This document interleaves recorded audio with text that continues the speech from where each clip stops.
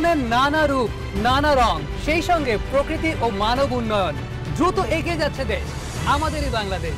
আর বাংলাদেশ এগিয়ে যাওয়ার সঙ্গে সঙ্গে আমরাও এগিয়ে চলছি দুর্দান্ত গতিতে।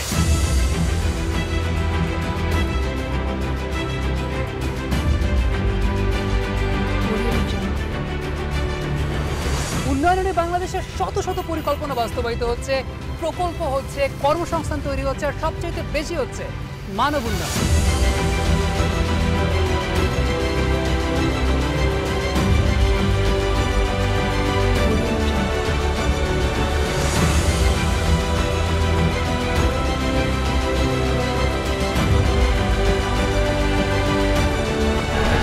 এই হচ্ছে তিস্তা ব্যারেজ, বাংলাদেশের সবচাইতে বড় সেচ প্রকল্প।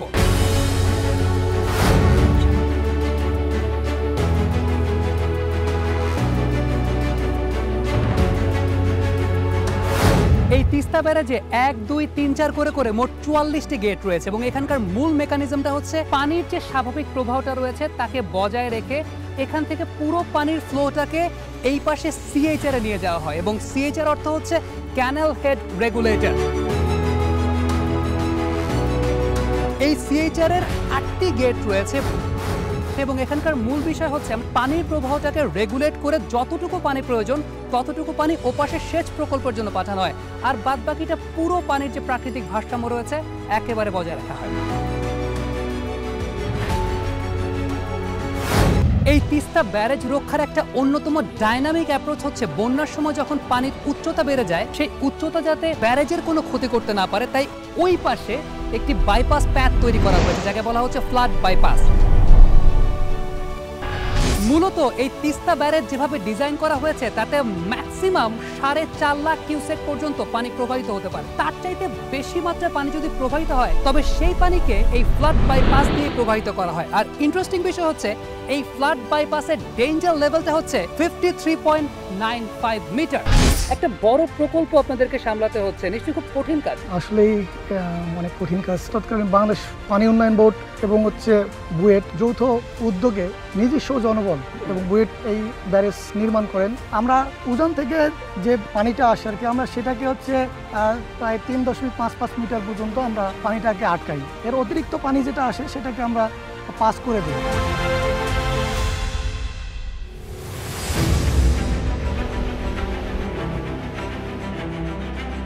তিস্তার পানিতে ন্যাচারালি প্রচুর পরিমাণ পলি থাকে, বালু থাকে। পলি অবশ্যই জমির উর্বরতার জন্য খুবই ভালো, তবে বালু সেচ খালের যে উচ্চতা রয়েছে সেই উচ্চতাকে কিন্তু কমিয়ে দেয়, পানির যে স্বাভাবিক প্রবাহ রয়েছে সেই স্বাভাবিক প্রবাহকে বাধাগ্রস্ত করে। আর এই বালুকে বলা হয় শিল্ড। সো এই শিল্ডকে কিন্তু ট্র্যাপ করা অতীব প্রয়োজন। এখানে একটা চমৎকার ব্যবস্থাপনা রয়েছে। এপাশে যে সিএইচআর রয়েছে, সিএইচআর থেকে লিঙ্ক ক্যানেলের মাধ্যমে যে পানি সেচ প্রকল্প দেয়া হচ্ছে সেই লিঙ্ক ক্যানেলের অদূরেই কিন্তু একটা সিল ট্র্যাপ রয়েছে। এটাই হচ্ছে মূলত সিল ট্র্যাপ এবং এখানে এসে সব সিল জমা হচ্ছে। মূলত যেটাকে আমরা লিঙ্ক ক্যানেল বলছি পেছনে, সেটা কিন্তু একটু কার্ভ অর্থাৎ একটু বাঁকানো এবং পানির ফ্লোটা অনেক দূর ঘুরে পরবর্তী সময়ে মূল যে সেচ প্রকল্প আছে সেখানে গিয়ে পড়ছে। আর এতে যে সময়টুকু ব্যয় হচ্ছে, যে সময়টুকু পাওয়া যাচ্ছে, এর মধ্যেই কিন্তু সব সিল এসে জমা হচ্ছে। পরবর্তী সময়ে সারযুক্ত পানি গিয়ে পড়ছে মূল সেচ প্রকল্পে। আর ইন্টারেস্টিংলি আমার হাতে যে বালিগুলো রয়েছে এগুলো কিন্তু এই সিল ট্র্যাপ থেকে উঠে আসা। আর এই যে ড্রেজারগুলো রয়েছে, ড্রেজারগুলোর মাধ্যমে কিন্তু এই সিল ট্র্যাপ থেকে যখন ওভারলোডেড হয়ে যাচ্ছে বালিগুলো তখন সেগুলোকে কিন্তু ড্রেজিং করা হচ্ছে। আর এই পুরো অঞ্চলের আয়তন হচ্ছে প্রায় 45 হেক্টর।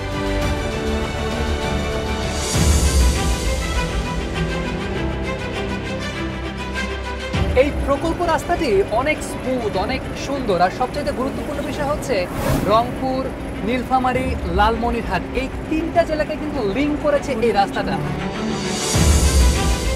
মূল খালের পাশে এই যে পাকা রাস্তাটি রয়েছে এটি হচ্ছে মূলত ইন্সপেকশন রোড এবং খাল পরিদর্শন সহ এলাকার মানুষের যাতায়াতের জন্য এমন পাকা ইন্সপেকশন রোড তৈরি করা হয়েছে প্রায় 7 কিলোমিটার পর্যন্ত, যা আগে কখনোই ছিল না। সুতরাং বোঝাই যাচ্ছে এক তিস্তা ব্যারেজকে কেন্দ্র করে এই এলাকার অবকাঠামোগত উন্নয়নের সঙ্গে সঙ্গে হচ্ছে মানব উন্নয়ন।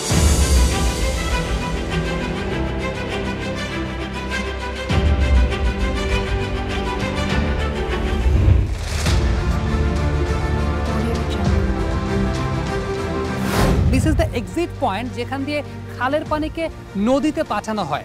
Is this the only escape, মানে এটা কি একমাত্র এসকেপ? যে 26টি নদী খাল রয়েছে, সেই 26টি নদী খালেই ম্যাক্সিমামেই আমাদের তিস্তা ব্যারেজের যে 10টি এসকেপ আছে, এই এসকেপগুলোর সাথে নদী খালগুলো সংযুক্ত। এই এসকেপগুলোর মাধ্যমে আমাদের নদী খালগুলোতে জীববৈচিত্র্য যেমন রক্ষা পাচ্ছে, তেমনি পার্শ্ববর্তী এলাকার লোকজনও নদীতে পানি পাচ্ছে, সেচের পানি পাচ্ছে।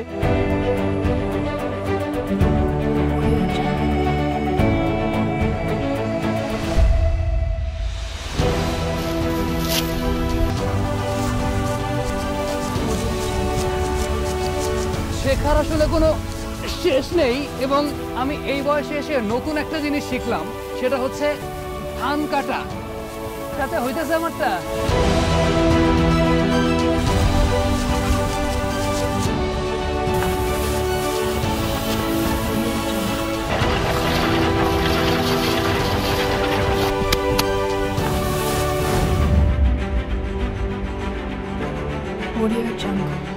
পানি উন্নয়ন বোর্ডের পক্ষে তো সবার দরজায় গিয়ে আসলে এখানে সমন্বয় করাটা সম্ভব না। আমাদের সেক্ষেত্রে আপনাদের সাথে সমন্বয় আমাদের একটা দল আছে, দলের পরে অ্যাসোসিয়েশন কমিটি আছে, তারপরে ফেডারেশন কমিটি।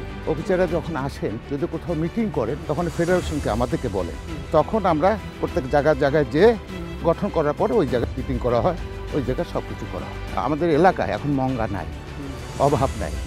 আমরা কেউ কিন্তু এখন আড়াই মানে সজি সিদ্ধ খাই না, কাউনের চাল খাই না, এখন আমরা ধান খাই।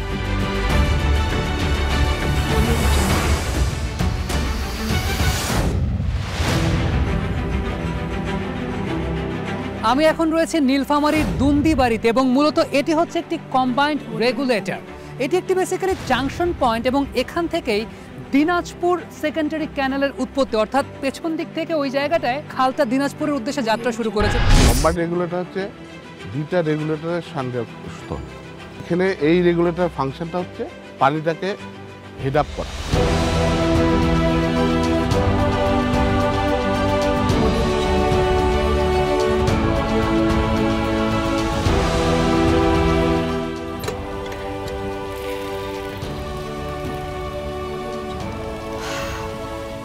এখানে পানি খুব স্বচ্ছ। এখন এখানে চাপ কলের মাধ্যমে একেবারে মাটির নিচ থেকে বিশুদ্ধ পানি উঠে আসছে। এটা কিন্তু এখানকার উন্নয়নের একটা অনেক বড় চিত্র। মুরব্বী, ঠিক বলছি? আচ্ছা, আপনারা তো অনেক আগে থেকে এই অঞ্চলে আছেন, তাই না? একটু আমারে বলেন মুরব্বী আপনি, যে ধরেন আগে যখন এই তিস্তা ব্যারেজটা ছিল না, তখন কেমন ছিল এই জায়গাটা? তখন একটু ডাঙ্গা ছিল, মরুভূমি ছিল। ফসল ভালো হইতেছে, এখন পানিটা পড়াতে মাছের চাষ ভালো হয়েছে। এই অঞ্চলটা একটা সময় মরুভূমির সমতুল্য ছিল। এখানে পুরানো কোনো গাছপালা নেই, পুরানো কোনো বাড়িঘর নেই। এই গাছগুলোকে দেখলেই কিন্তু বোঝা যায় এদের বয়স খুবই কম, অর্থাৎ খুব বেশি দিন হয়নি। অর্থাৎ এই অঞ্চলের সামগ্রিক উন্নয়ন সংঘটিত হয়েছে মূলত তিস্তা ব্যারেজকে কেন্দ্র করে।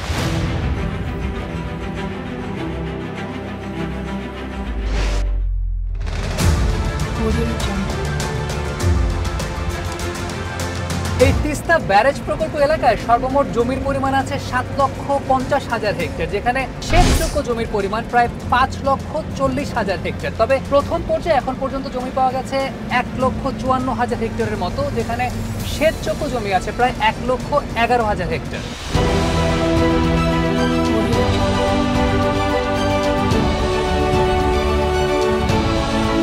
আমি এই মুহূর্তে যেখানে দাঁড়িয়ে আছি, এটি মূলত একটি জাংশন পয়েন্ট, এবং এখানে এসেই তিস্তা প্রধান খাল প্রায় 33 কিলোমিটার যাত্রা করার পর দুটি প্রধান সেকেন্ডারি খালে বিভক্ত হয়ে গেছে। বগুড়া প্রধান সেকেন্ডারি খাল, এবং এটা এখান থেকে প্রায় 34 কিলোমিটার পর্যন্ত বিস্তৃত। যখনই বগুড়াতে বিভিন্ন অঞ্চলে খালগুলোতে সেচের জন্য পানির প্রয়োজন হয়, এই গেটগুলো কিন্তু খুলে দেওয়া হয়, এবং পরবর্তী সময় এখানকার যে পানির প্রবাহটা তা বগুড়ার উদ্দেশ্যে যাত্রা শুরু করে। এবং রংপুর প্রধান সেকেন্ডারি খাল, যা এখান থেকে 28 কিলোমিটার পর্যন্ত বিস্তৃত, যখনই রংপুরের বিভিন্ন খালগুলোতে সেচের জন্য পানির প্রয়োজন পড়ে, তখন কিন্তু এই গেটগুলোকে খুলে দেওয়া হয় এবং পানির প্রবাহটা রংপুরের উদ্দেশ্যে যাত্রা করে।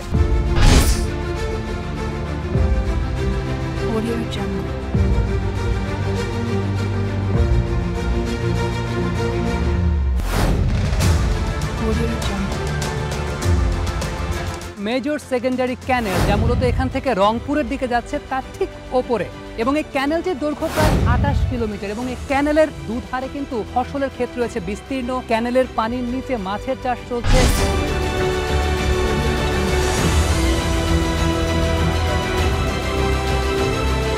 ওপাশে দেখতে পাচ্ছিলাম হাঁস মুরগির খামার রয়েছে। এই অঞ্চলে যত গাছপালা দেখবেন সবই কিন্তু এই প্রজেক্টের পর হয়েছে, অর্থাৎ যত বসতি বলেন ঘনবসতি, বসতিটা আরম্ভই হয়েছে এই প্রকল্প বাস্তবায়নের পর।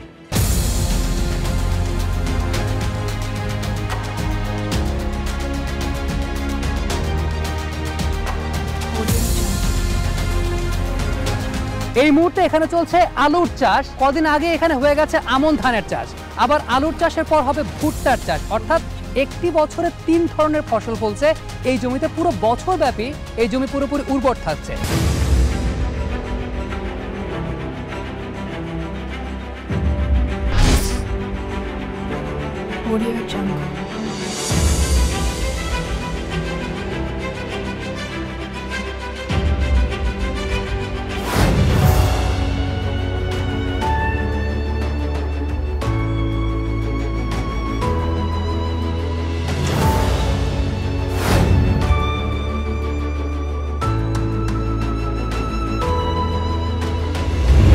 না, একেবারেই ভাববেন না যে আমি আপনাদেরকে সিলেট কিংবা শ্রীমঙ্গলে নিয়ে এসেছি। এটি নীলফামারী এবং এখানে চা বাগান। চা বাগানের পেছনে কিন্তু রয়েছে মূল নদী, অর্থাৎ এখানকার ঢালু পথে পানি কিন্তু নদীতে চলে যাচ্ছে এবং ওপাশে রয়েছে ক্যানেল এবং সেই ক্যানেলটির নাম হচ্ছে S2B। অর্থাৎ এখানকার জমির উর্বরতার জন্য যে পরিমাণ পানির প্রয়োজন সেই পানি কিন্তু সরবরাহ হয়ে যাচ্ছে এই ক্যানেলের মাধ্যমে। অর্থাৎ এখানকার জমির উর্বরতা এত বৃদ্ধি পেয়েছে সাধারণ ফসলের বাইরেও যে কোনো ধরনের ফসল ফলানো সম্ভব হচ্ছে। প্রধান সেচখাল সমূহের যে সকল অংশে FSLA পানি সমতল রাখা যাচ্ছে, তিস্তা প্রধান সেচখাল, দিনাজপুর সেচখাল, SRT সেচখাল, বগুড়া সেচখাল, রংপুর সেচখাল।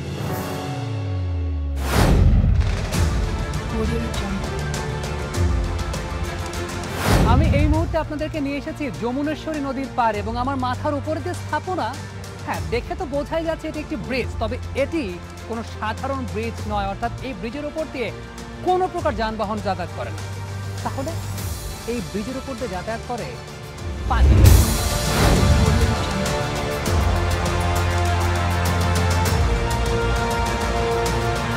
বাংলাদেশের সবচাইতে বড় ওয়াটার ব্রিজ এবং এই জায়গাটি বগুড়া সেকেন্ডারি খালের ওপরে অবস্থিত।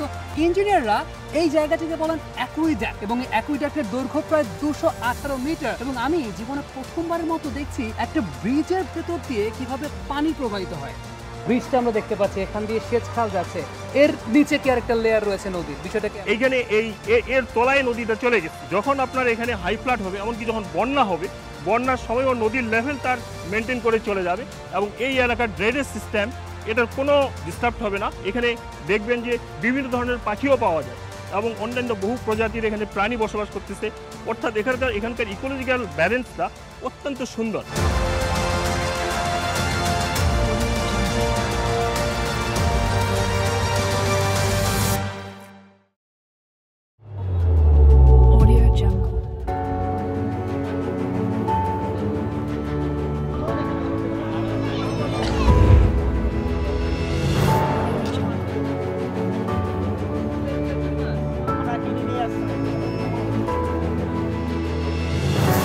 এই তিস্তা ব্যাধের পানি পেয়ে মানুষের অনেক উন্নত হয়েছে।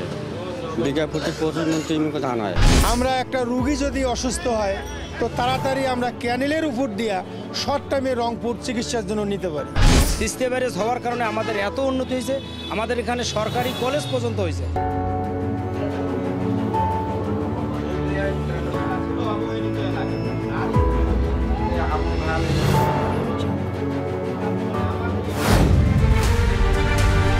দুটি বিভাগ নিয়ে গড়া আধুনিক উত্তরের জনপদ নীলফামারী জেলার 5টি উপজেলা নীলফামারী সদর, জলঢাকা, সৈয়দপুর, কিশোরগঞ্জ।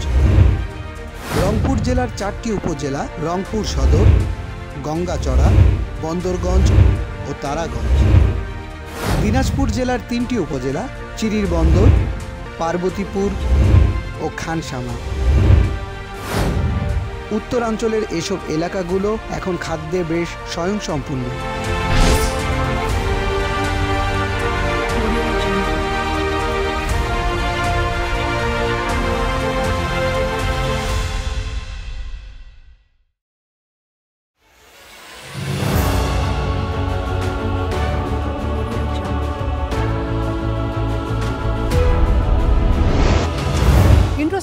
হচ্ছে এই ব্যারেজের মেইনটেনেন্স, ডিজাইন, কারিগরি সবকিছু বাংলাদেশিদের দ্বারা, এবং এই ব্যারেজ এখন পরিচালিত হচ্ছে বাংলাদেশি এক্সপার্টদের দ্বারা।